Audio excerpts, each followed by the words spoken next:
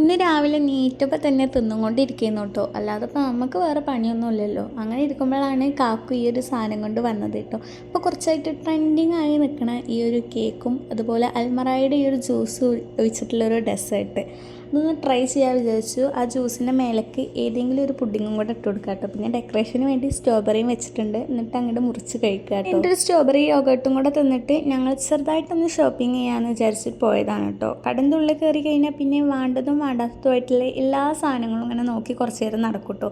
ക്രീമൊക്കെ കണ്ടു കഴിഞ്ഞാൽ അതൊക്കെ ഒന്ന് തുറന്ന് ഒന്ന് ടെക്സ്റ്റ് ചെയ്ത് നോക്കും, എന്നിട്ട് ഇഷ്ടപ്പെട്ട എടുക്കും. അപ്പോഴാണ് ഈ ഒരു ക്യൂട്ടായിട്ടുള്ള ചകിരി കണ്ടത് കേട്ടോ.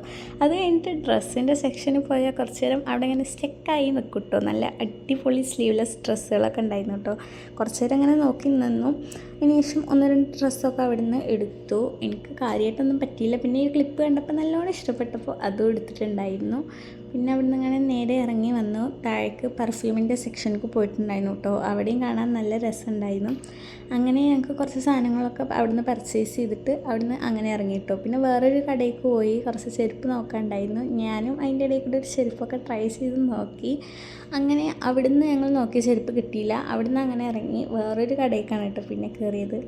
അവിടെയും കുറേ നേരം ചെരുപ്പൊക്കെ തപ്പി നിന്നു, പിന്നെ കിട്ടിയില്ല അവിടുന്നും. അങ്ങനെ ഞങ്ങൾ പിന്നെ നേരെ ഞങ്ങളുടെ റൂമിലേക്ക് വന്നു കേട്ടോ. അപ്പോൾ അത്രയൊക്കെയുള്ളൂ ഇന്നത്തെ വീഡിയോ.